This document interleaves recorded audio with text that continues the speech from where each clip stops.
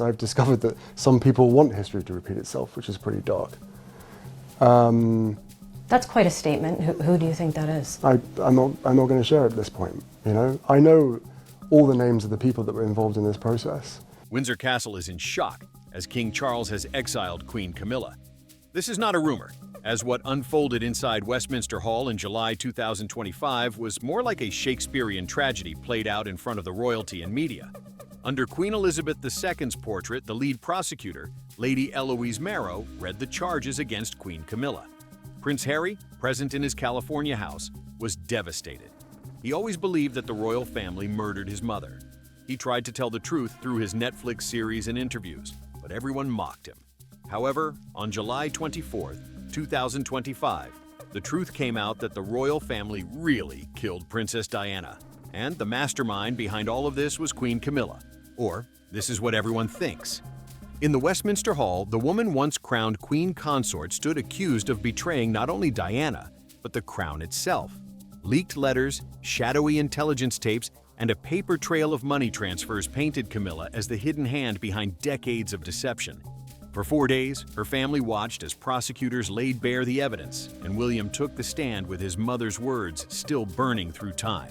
King Charles's secret about Diana was also revealed in the middle of all this chaos. He had kept it hidden for decades, but Camilla's recklessness exposed him in front of his own sons. Grab your tea, as we are going to delve into the dark secrets of Buckingham Palace.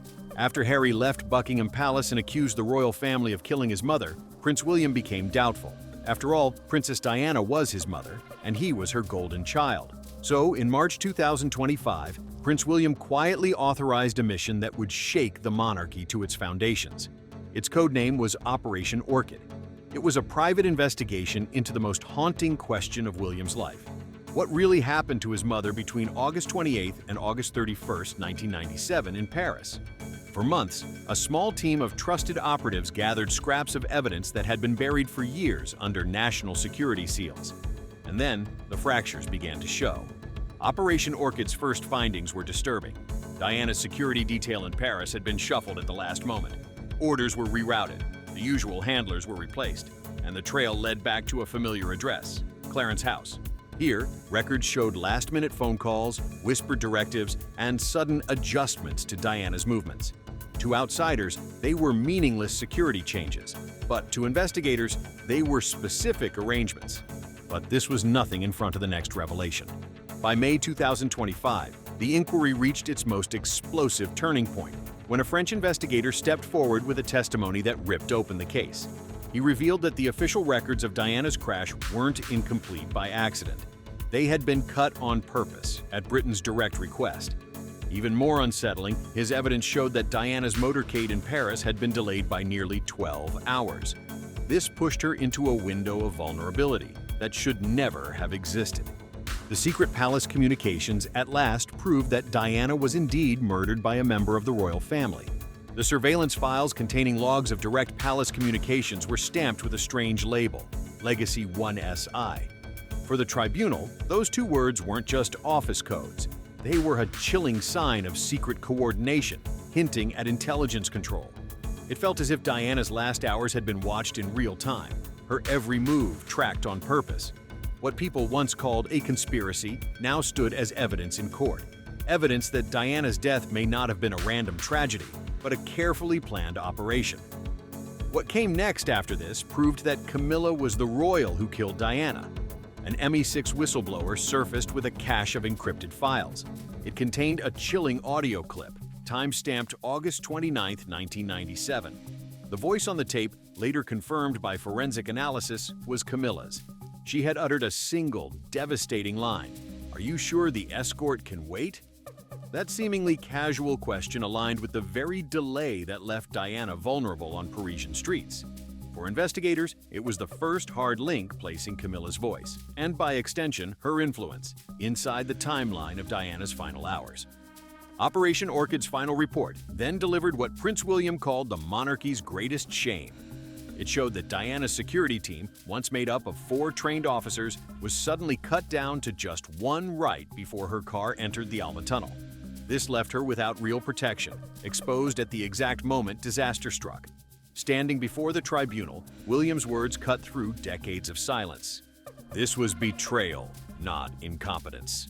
Unfortunately, these revelations were not only pointing toward Camilla, but toward another person too. Just when the tribunal thought the revelations had reached their peak, another bombshell shattered the silence. Diana's hidden letters, sealed away for nearly 3 decades, were finally authenticated and made public. Penned between 1996 and 1997, they read less like private reflections and more like chilling prophecies. These letters revealed the marriage secrets of Prince Charles and Princess Diana, and the name that was repeated all over them was Camilla. Diana told the world how Camilla was in their lives from the beginning of her marriage and hated her for becoming Charles's princess. This hatred was so strong that Princess Diana knew what storm was coming. In one letter, Diana warned in unflinching clarity, "Camilla has more power than anyone believes." Another, written barely 10 weeks before her death, carried a line that froze the chamber. "If anything happens to me on the trip, open this." And when Prince William opened this letter, he was literally weeping. That letter told him how his father, King Charles, was in love with Camilla, how he gave her enough power and access that she could plan the murder of Princess Diana. It exposed how King Charles wasn't faithful to his mother and was being used by Camilla, who wanted the crown. Using King Charles's granted power, Camilla controlled Princess Diana's security team. Prince William was so devastated that he broke down in front of Princess Anne, the monarchy's silent sentinel. The princess saw the young prince breaking down as the revelations were taking a toll on his nerves. So she decided to step up and help Prince William in unearthing the dark secrets of the monarchy. And what she found was the scandal's lethal strike. She followed a trail of hidden ledgers and offshore trusts until it led straight to Clarence House. What she found was shocking. $2.4 million secretly moved from a hidden account into a Paris security firm called Lucentia Global. It was the same firm tied to Diana's final night. In the company's email records, she uncovered the smoking gun, direct messages linking one of Camilla's closest aides to the plan that stripped away Diana's protection. Now, it was time for her to confront the second criminal of Princess Diana. Anne brought the evidence to her brother, laying out the betrayal in cold, undeniable figures. She also told him about Prince William's findings. King Charles had kept these letters and the truth hidden for years, because he believed that his sons would hate him after knowing the reality of their mother's death. After all, Princess Diana was his responsibility, and he failed in protecting her. Diana's secret was exposed because of Camilla. So, King Charles took the most shocking decision of his life to protect himself. On July 16, 2025, he asked Prince William to arrest Camilla under the Crown Integrity Act. Later on, King Charles signed Camilla's arrest papers with trembling hands. An insider told the world that King Charles also dialed the number of Prince Harry and apologized to him. He also asked William to forgive him for concealing the truth about Diana's death. To keep his integrity intact, he requested that Prince William keep the hearing private. Though Prince William was devastated, he agreed. And then, the longest and hardest 4 days in the history of monarchy came.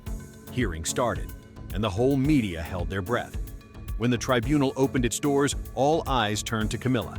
Dressed in a navy coat dress that seemed deliberately plain, she sat rigid. For hours, she said nothing. Her silence wasn't dignified, but unnerving, as though she hoped the storm would pass if she simply refused to engage. Her defense team, led by the celebrated barrister Sir Alaric Grant, worked to recast the narrative.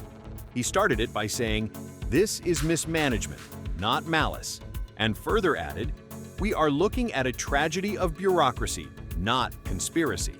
But his argument rang hollow. And then came the most emotional moment of this hearing. The climax came on July 25, 2025, when William himself was sworn in. The room fell into a hush so complete it felt suffocating. His voice was calm, but his words shook the chamber. From a leather-bound folder, he read directly from his mother's 1997 letter, "They want me out of the way." A silence followed that no gavel could break. William looked up, his voice steady but weighted with years of grief. "My mother knew exactly who she was fighting against. And we failed her." He was there on behalf of Prince Harry, too, who was in California and refused to be a part of the courtroom. That's why William's words hit harder, resulting in King Charles feeling remorse for his first family. But the darker truth of his life wasn't this. In fact, it was the cruel plan of Camilla. King Charles was diagnosed with cancer in February 2024. Insiders told us that his health is rapidly declining, and he is currently alone. Camilla had separated herself from his declining health, taking solace in Clarence House. She was waiting for the death of King Charles so that she could become the main authority figure of the royal family. In this way, she could do anything she wanted. But Princess Diana's son ruined her plans, saving the crown from a dark future. When the tribunal president asked William if he was willing to forgive, he gave a historical response. "Forgiveness is not mine to give."